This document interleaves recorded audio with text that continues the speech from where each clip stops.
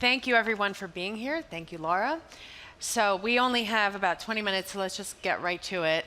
It's 2018. Why are we still talking about disinformation? Is it still a threat?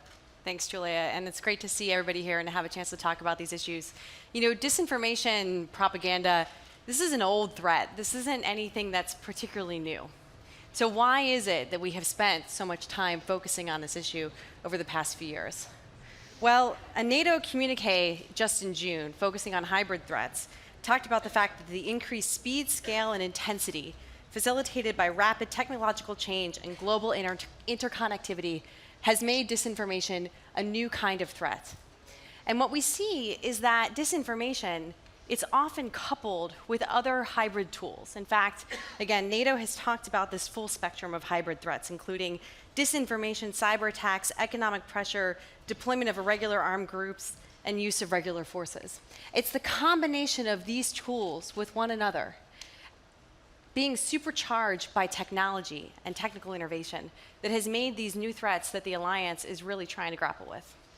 So I think for the internationally minded community and all us foreign policy wonks and dorks, we started paying attention to this in around 2014, around the invasion of Ukraine. And then the rest of the population plugged in 2016. How has disinformation evolved since then? I think we've seen a good bit of evolution in terms of tactics. The strategy often involves a range of different elements. Some of it is to simply confuse what the idea of truth is. That may involve injecting sort of false narratives into particular conversations, but sometimes it's using technology itself by being able to train algorithms or game them in order to promote particularly whether it's provocative kinds of narratives, extremist narratives. And we have seen the ability to do this getting better over time. We see different parts of the social, whether it's the social media ecosystem or the broader information ecosystem, playing a different role in how these narratives evolve. And we see, you know, we heard in the earlier panel actually the conversation about deep fakes. And there it was in the context of, I think, particularly pornography is what was highlighted there. We've also seen, many of you may have seen this faked video of President Obama saying things, appearing to say things that he has never said. And so I think that we can anticipate that while the threat itself is already evolving in the way that it's manifesting, it will continue to evolve in the future, both as technology changes and as the authoritarians who are typically the ones who are using these tools learn lessons and are able to employ those as well. And we've also talked about this separately, about how this has spread past Russia, past the US, past the EU. Can you talk a little bit more about that? Yeah, you know, I think we see that Russia has been sort of the biggest purveyor of some of these tactics. But in many of these countries, whether it's within the EU, NATO, the United States, we see actors within our countries who are beginning to understand the power of information operations, disinformation, of these asymmetric tools to be able to be used with and against one another. Some of you, especially from Washington, may have followed the proxy wars that have been being fought between the UAE and Qatar. And actually what they've been doing is hacking each other's emails, sometimes inserting false documents into those hacked materials, handing them off to reporters and others, and then weaponizing that information so as to attack each other and influence political debates in Washington about the Gulf states. So it's just another one of the manifestations of this kind of tactic. Just today there was a news report as well. This is a little more on the election interference side of things, but how China appears to have actually been hacking some opposition party leaders in Cambodia and ahead of elections there. So this is a set of tools that actors, both at the state level and the non-state level, can and will continue to adopt. And do you think the US, NATO, the EU, are these organizations doing enough? And what have they done? So the first answer to have they done enough is no. Why did I anticipate that? But I can come back a little bit to that. What have they done, though, I think is important to highlight, because as you noted, it really was, Ukraine in 2014, where a lot of these tactics, which had been around, but were really tested, perfected, and then, taken beyond those borders. And since 2014, we have seen a lot of action happening both at NATO and at the EU. In 2014, at the WIIS Summit, NATO actually declared that, that cyber attacks could lead to invoking Article 5 under the Washington Treaty. In the 2016 Warsaw Summit, NATO adopted a strategy for countering hybrid threats that included coordination with the EU, which is really important. NATO has been a thought leader on these issues, has set up some centers of excellence looking at different parts of the hybrid toolkit, including one focused on disinformation that's done some really good work.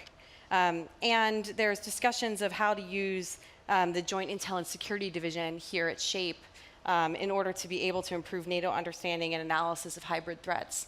Similarly, at the EU, we've seen a high-level group that was formed that released a communication setting out sort of an EU approach on these issues. Both NATO and EU have StratCom teams that have been doing a lot of work on these issues. So we have seen a recognition that NATO, EU, and frankly, member states need to be doing more to address these threats. Is there anything more they should be doing? What else can they do? So that answer is yes. There is definitely more they can be doing. Do it. One of the things that strikes me about this challenge, having worked in government previously and now working on this from the sort of think tank civil society perspective, is there are structural challenges to addressing these kinds of issues. Our governments aren't particularly organized to see the full spectrum of these threats.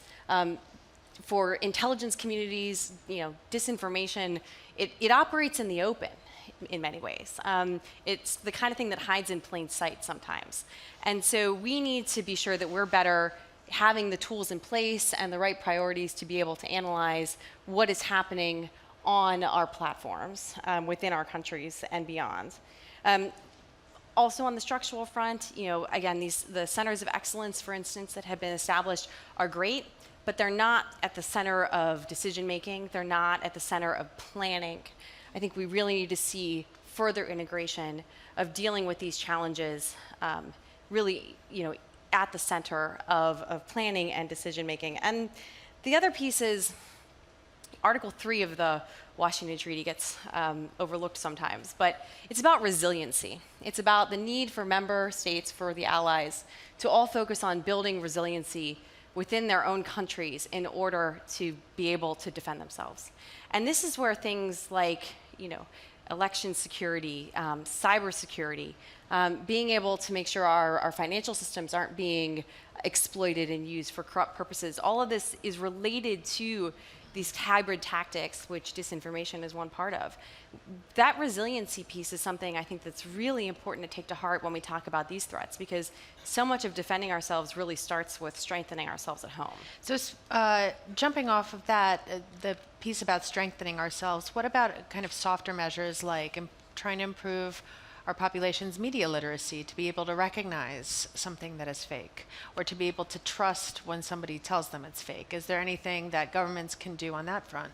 Absolutely. This is a whole of society problem. So there's things that governments can do, individual national governments and multilateral institutions, but civil society absolutely has to play a role here. Mm-hmm. Resiliency, raising awareness within populations, inoculating against these threats, it's absolutely essential to dealing with them. We're never going to stop disinformation, right? I mean, again, it's been around for thousands of years.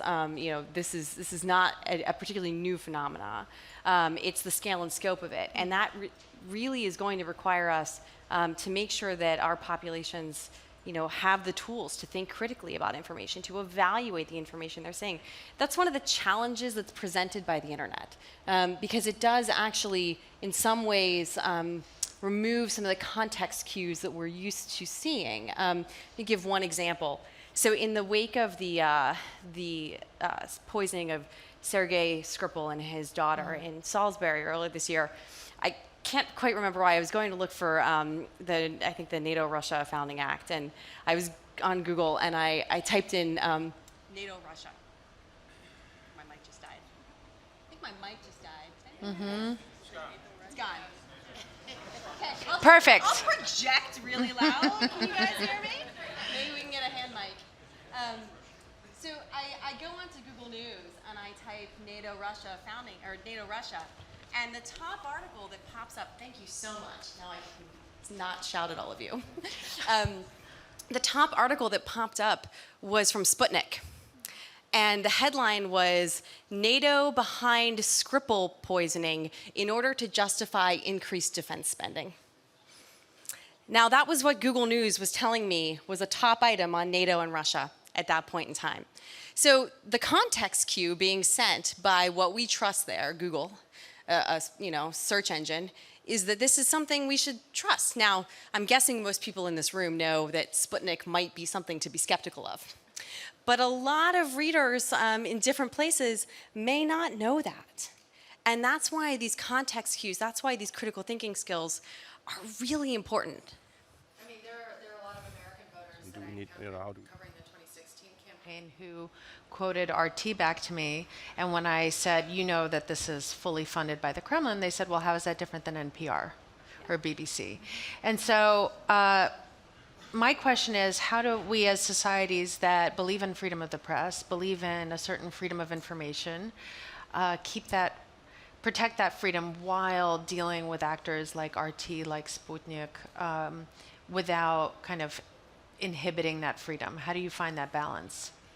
It's a critical balance. And I think, for me personally, I think about this from the perspective of what we're trying to protect are our democracies. Mm-hmm. And so we have to start from that premise, that any of the steps we take to fight these tactics must be in furtherance of democracy and not to the detriment of it, right?